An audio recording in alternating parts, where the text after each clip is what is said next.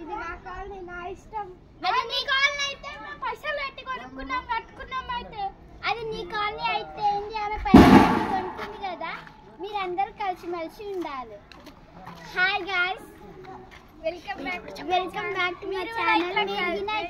గొడవ పడకూడదు, కలిసి ఉండాలి. Like subscribe.